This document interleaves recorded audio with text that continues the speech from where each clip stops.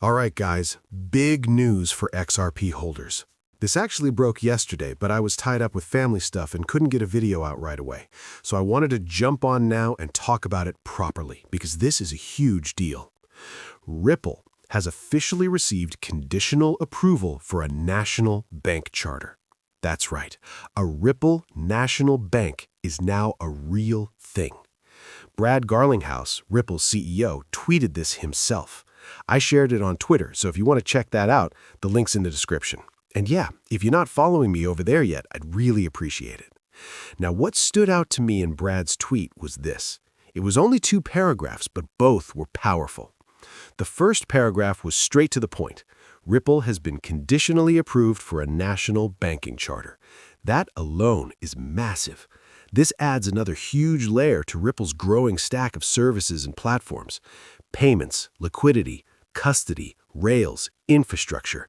This isn't theory anymore. This is real-world finance being built right in front of us. The second paragraph? That's where things got spicy. Brad basically took a direct shot at the traditional banking lobbyists. He called them out for trying to kill crypto, trying to slow innovation, and trying to keep the old system alive for as long as possible. And honestly, none of that surprised me. I've said this for years. In my opinion, it wasn't just regulators acting alone. I believe the banking lobby pushed hard behind the scenes. The goal wasn't necessarily to win against Ripple, it was to slow them down, delay them, buy time. And that's exactly what the SEC lawsuit did. Now, here's the question everyone asks next. Okay, Austin, if this is such a big deal, why isn't XRP up 20 or 30% today? I get it. I really do. But here's the reality. XRP isn't moving because nothing is moving. The entire crypto market is flat right now. We're stuck in a consolidation phase. Bears have some control and everyone is waiting on December 19th and the Bank of Japan situation. This has nothing to do with Ripple fundamentals. That's why I'm not focused on the daily price. Yeah, of course I want it higher, we all do. But I'm looking at what Ripple is actually doing. The acquisitions, the partnerships, the infrastructure, the rails, and now a national bank charter. This is how long-term winners are built. Think about it like this. Banks make billions every year off fees, fines, and using your money while paying you almost nothing. Ripple's vision threatens that entire model. Faster settlements, lower costs, cross-border payments without friction. Of course, the old system doesn't want that competition. That's why this bank charter matters so much.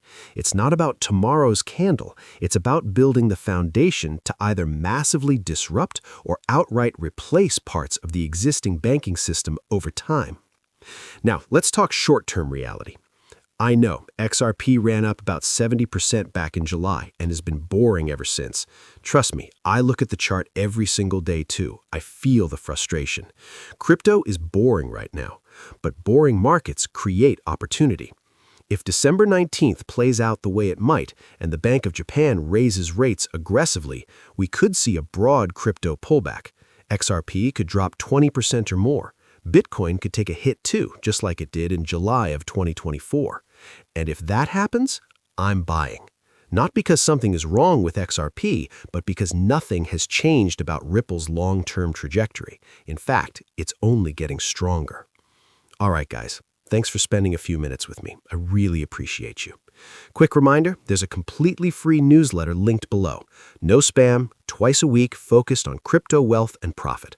I personally curate it, and it's built to help you make smarter, long-term moves. Go grab it if you haven't already. Big picture, this Ripple National Bank Charter is a massive deal. It's infrastructure, and infrastructure is where real value gets built.